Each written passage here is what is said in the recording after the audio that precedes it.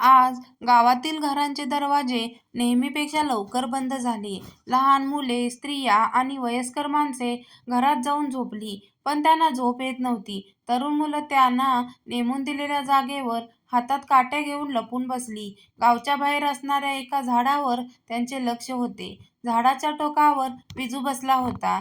त्याच्या हातात एक मोठी बॅटरी होती. तिच्या प्रकाशात दूरपर्यंतचा परिसर दिसत होता. विजूच्या इशाऱ्यांची गावातील पोरं वाट बघत होते. थोडा वेळ गेला. एका जाड झुडपातून थोडी हालचाल झाली. विजूने बॅटरी तिकडे फिरवली. तो सावध झाला. झुडपातून एक भेकरीचे पिल्लू बाहेर आले. प्रकाशात त्याचे डोळे चमकत होते. हट! शिटी मारायला ओठाजवळ नेलेले बोट मागे सारत तो म्हणाला. तेवढ्या वेळात दुसऱ्या बाजूने एक चतुष्पाद प्राणी गावच्या दिशेने जात होता. त्याची मान खाली आणि चाल सरळ होती. लपलपणारी जीभ तोंडातून बाहेर लोंबत होती. त्यातून लाळ टपकत होती. शरीरावर ठिकठिकाणी जखमा होत्या. झाडाची लहान लाकडं त्याच्या अंगावर रुतली होती. तो काळ्या केसाचा एक भला मोठा लांडगा होता. मंद गतीने चालताना त्याचे पोट हालत होते. विजूचे त्याच्याकडे लक्षच गेले नाही. तो गावच्या अगदी जवळ आला. आज बहुतेक तो येणार नाय, असे म्हणत तो सावकाश खाली उतरला आणि गावाकडे जाऊ लागला. गावात बेसावध असलेल्या पोरांनी अचानक "लांडगा गावात आला रे" अशी बोंब ठोकली. पोरांच्यात गोंधळ माजला. एवढं सावध राहून सुद्धा गावात लांडगा कसा काय आला ते कोणालाच समजेना. पोरं त्याच्या मागे धावू लागली. तो चपळ प्राणी कुणालाच सापडेना. लांडगा जंगलाच्या दिशेने पळू लागला.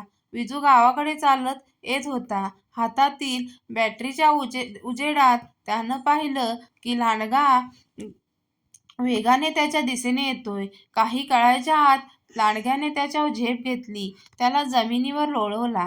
हातातील बॅटरी साईडला पडली. लांडगा त्याच्या शरीराचे लचके तोडत होता. त्याच्या मजबूत जबडीत विजूची मान होती. गावातील पोरं त्या दिशेने येत होती. एक जण लांडग्याला घाबरवायला जोरजोरात ढोल वाजवत होता. त्यांना पाहून लांडगा जंगलात पळाला. दुसऱ्या दिवशी परशुरामाच्या विजावर लांडग्याने हल्ला केल्याची बातमी गावभर पसरली. सगळा गाव त्याच्या घरासमोर जमा झाला. त्याला बघून गावातील महिला डोळ्याला पदर लावत होत्या. म्हातारी माणसं गस्तीवरच्या पोरांना पहारा नीट दिला नाही म्हणून रागावत होते. तेवढ्यात दुचाकीवरून खाकी कपडे घातलेला महादू तिथे आला. त्याला पाहताच लोकांच्या कपाळावर आट्या पसरल्या. बायांनी कडाडा बोटं मोडली. 6 फूट उंच असलेला महादूचा स्वभाव विचित्र होता. चेहऱ्यावर मोठ्या मिशा आणि तेवढीच दाढी होती. रुंद खांदे आणि मजबूत शरीरयष्टीचा महादू फॉरेस्ट डिपार्टमेंटमध्ये होता. त्याच्याकडे किडकिडीत शरीरयष्टीचा नवीन मुलगा रघु होता. त्याचा स्वभाव त्याहून विचित्र. अंगावर नेहमी मळके कपडे, डोक्यावरचे लांब केस, कपाळावर पसरलेले. रघुच्या अवताराने मुलं त्याला घाबरायची. तो दिवसभर एकटाच जंगलात भटकताना दिसायचा. त्याचा भाऊ पण त्याच्यासोबत राहायचा. तो दिवसा कुठल्या तरी खाणीत काम करायला जायचा. दोघेही नेहमी घाईत असायचे.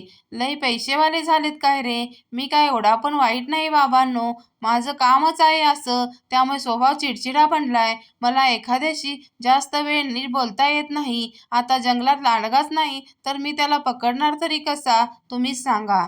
लोक त्याच्याकडे पाहतच राहिली. "तुम्ही तुमची जनावर घेऊन जंगलात जाऊ शकता ठीक आहे, येतो मी." "लय उपकार झालं बघा साहेब," लोक त्याला हात जोडत म्हणाली.